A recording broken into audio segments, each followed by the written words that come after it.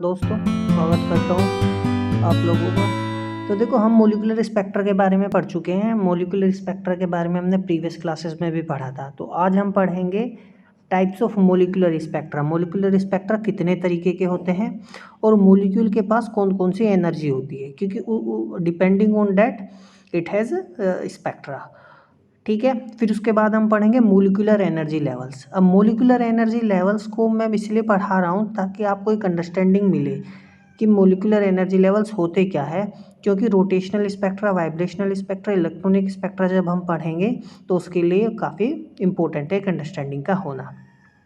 ठीक है, बस यही है, दो छोटे से टॉपिक है, इन्हीं को हम कवर करेंगे और इनमें से क्वेश्चंस जो पूछे गए हैं वो भी मैं आपको डिस्कस करूँगा कि प्रीवियस ईयर्स में क्वेश्चंस किस तरीके से इनसे पूछे गए हैं। तो स्टार्ट करते हैं। तो टाइप्स ऑफ मॉलिक्यूलर स्पेक्ट्रा, तो एक होता है हमारे पास प्योर रोटेशनल स्पेक्ट्रा। क्या होता है? Pure rotational spectra. तो वर्ड इसके सामने क्या लिखा हुआ है? प्योर। जब मॉलिक्यूल हमारा रोटेट करता है तो उस केस में जो रेडिएशंस वो इमिट करता है या एब्जॉर्ब करता है, तो जो हमें स्पेक्ट्रा मिलता है वो क्या मिलता है? रोटेशनल स्पेक्ट्रा मिलता है, जो किस रीजन में लाई करता है? माइक्रोवेव रीजन में लाई करता है।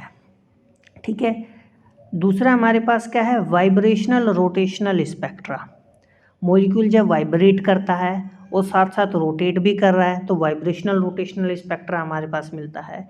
इलेक्ट्रॉनिक बैंड स्पेक्ट्रा हमारे पास मिलता है due to the electronic configuration of the molecule. क्योंकि मॉलिक्यूल, हम जैसे सिंपल सा मैं कोई डायटोमिक मॉलिक्यूल लूँ, जैसे मैंने नाइट्रोजन मॉलिक्यूल लिया, तो इस दो नाइट्रोजन के एटम है, दोनों एटम के पास दो नाइट्रोजन के न्यूक्लियस में है, दोनों न्यूक्लियस के पास क्या है? इलेक्ट्रॉन्स हैं। तो दोनों इलेक्ट्रॉन्स में क्या होगा? इंट्रैक्शन होगा। Due to that this molecule will have an electronic band spectra. Raman spectra होगा स्कैटरिंग ऑफ लाइट की वजह से, वो भी कौन शो करेगा? एक मॉलिक्यूल शो करेगा। तो ये सारे स्पेक्ट्रा कौन शो कर रहा है? मॉलिक्यूल शो कर रहा है।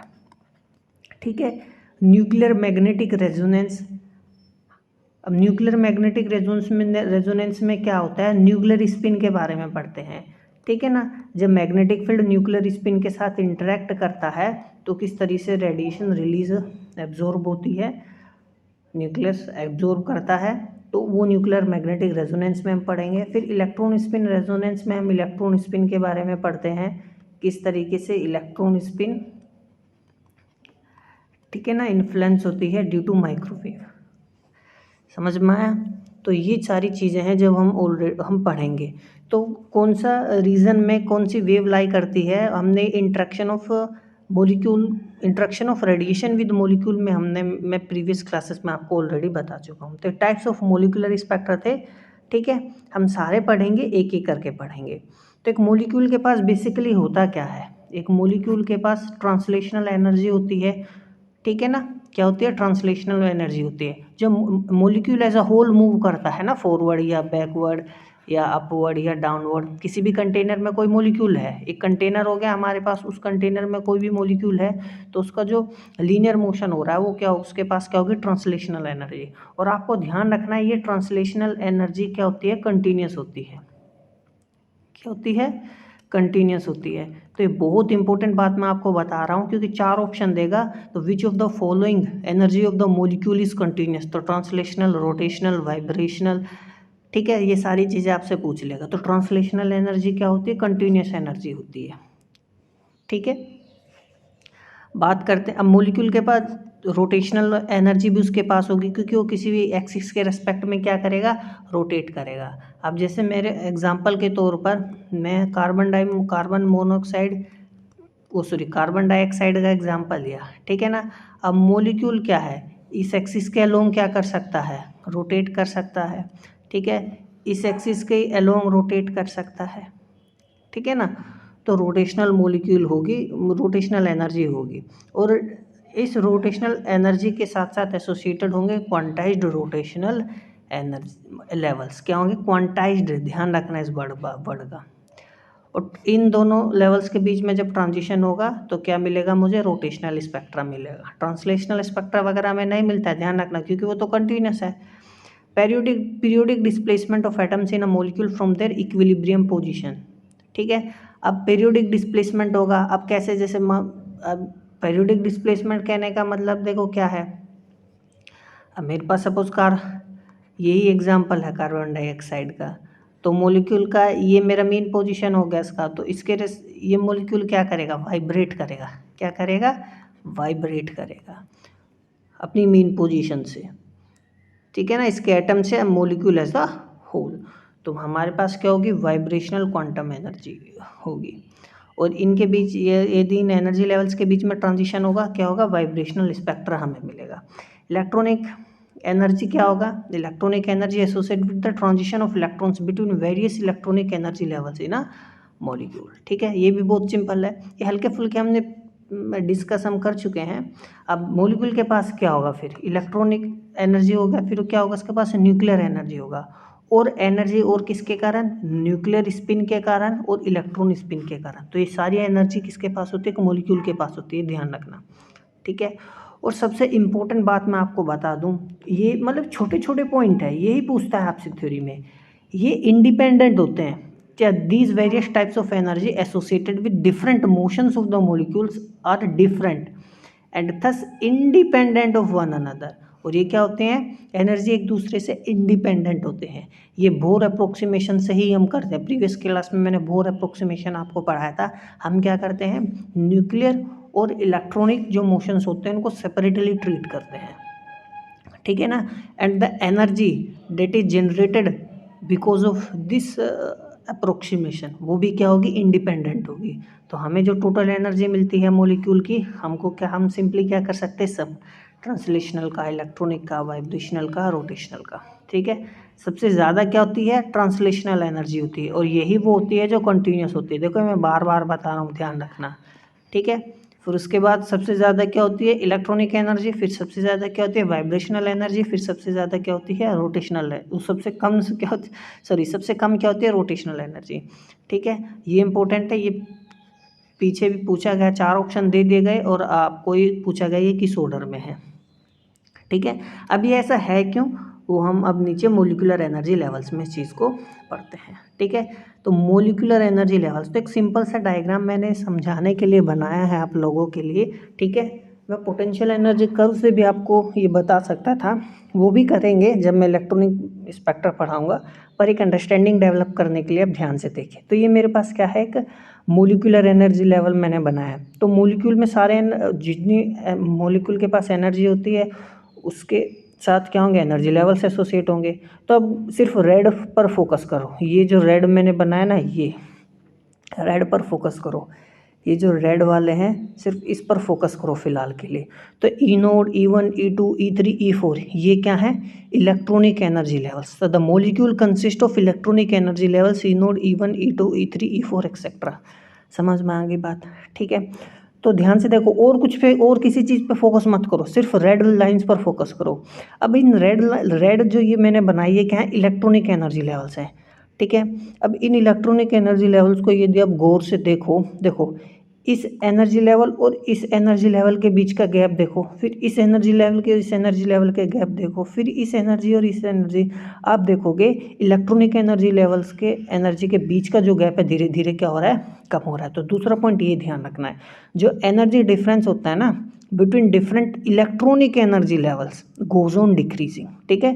धीरे धीरे क्या होता है, डिक्रीजिंग। अभी इसको भूल जाओ, समझ में आया मैंने क्या कहा, ठीक है। तो ये बात आपको ध्यान रखनी है, इलेक्ट्रॉनिक एनर्जी लेवल्स क्या के बीच का जो गैप होता है धीरे धीरे क्या होता है, डिक्रीज होने लगता है, ठीक है।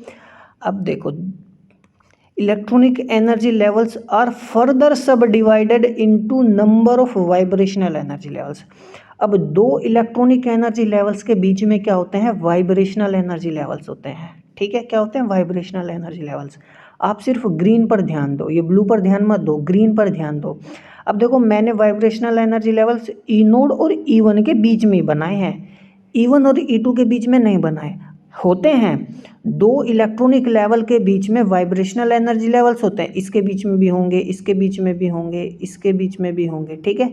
तो फिगर काफ़ी कम्बरसम हो जाता है, इसलिए मैंने नहीं बनाया, सिर्फ समझाने के लिए ई नोड और E1 के बीच में बनाया। तो अब ध्यान से देखो, दो इलेक्ट्रॉनिक एनर्जी लेवल्स के बीच में क्या होता है, वाइब्रेशनल एनर्जी लेवल्स। तो देखो ग्रीन पर ध्यान दो, वी नोड वाइब्रेशनल है V1, V2, V3, V4 और वाइब्रेशनल एनर्जी लेवल्स को किससे लिखते हैं? V से लिखते हैं। इस बात का भी आपको विशेषकर ध्यान रखना है, ठीक है।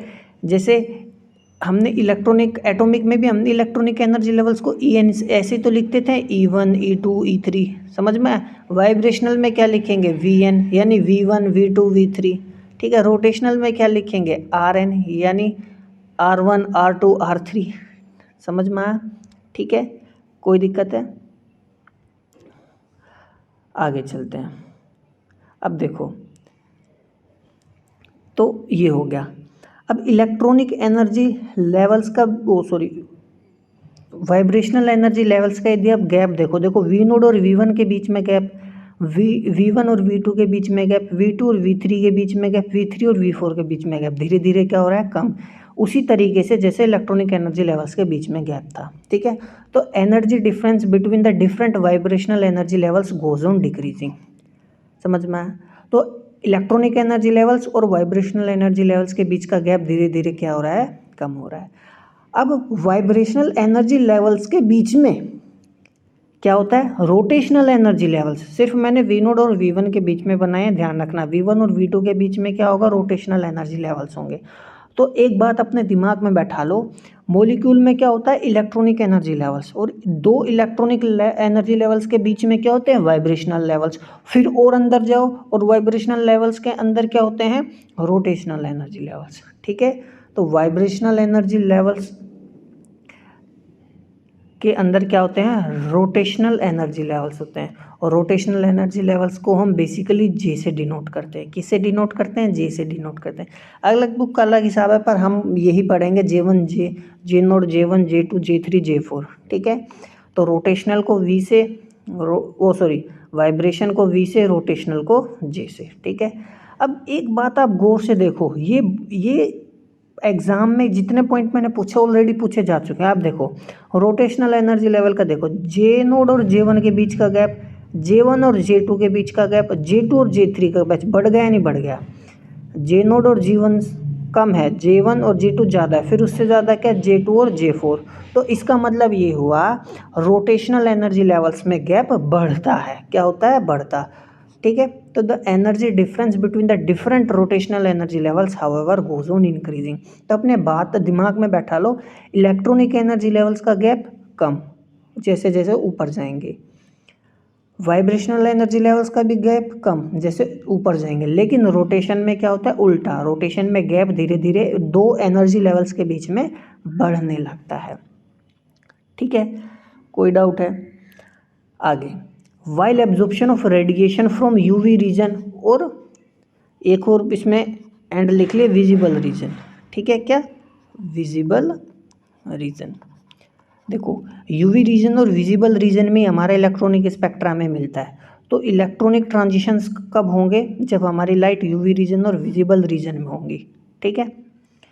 तो एक बात इम्पोर्टेंट ये है कि इलेक्ट्रॉनिक ट्रांजिशंस होंगे तो हमें क्या? Along with the vibrational and rotational energy changes in the molecule. कहने का मतलब ये है, दूसरे शब्दों में यदि इसी बात को सिंपल सी भाषा में कहे, इलेक्ट्रॉनिक ट्रांजिशन कब होंगे? यदि हम मॉलिक्यूल को क्या दे दे? विजिबल रीजन या UV रीजन में लाइट प्रोवाइड कर दे उसको, ठीक है ना। तो इलेक्ट्रॉनिक ट्रांजिशन हो जाएगा। इलेक्ट्रॉनिक ट्रांजिशन के साथ क्या फॉलो होगा?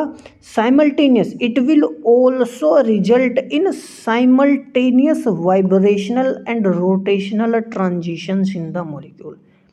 समझ में आया मैं क्या कहा? ठीक है। तो electronic transition is followed by vibrational and rotational transition in the molecule. यदि इलेक्ट्रॉनिक ट्रांजिशन हुआ तो उसके बाद हमारे पास क्या मिलेगा? साइमल्टेनियसली, एक साथ क्या मिलेगा? वाइब्रेशनल एंड रोटेशनल ट्रांजिशन मिलेगा। देखो ये वर्ड क्या है? साइमल्टेनियस है। इसी वजह से ना हम एक साथ पढ़ते हैं। आगे पढ़े, अभी तो रोटेशनल को मैं अलग से पढ़ाऊंगा, हम इसीलिए पढ़ते हैं वाइब्रेशनल रोटेशनल ट्रांजिशंस, ठीक है। समझ में? आप यहाँ से गैप से भी ध्यान से आप देख सकते हो, इलेक्ट्रॉनिक एनर्जी लेवल्स का गैप ज़्यादा होता है, फिर सबसे कम किसका होता है? वाइब्रेशनल का, और फिर सबसे कम किसका होता है? रोटेशनल। एनर्जी कम होती है ना, तो ये ऑर्डर हो गया, ठीक है। समझ में आ गया? लास्ट पॉइंट हमारा बचता है इंपॉर्टेंट, जो ये भी ऑलरेडी पूछा जा चुका है।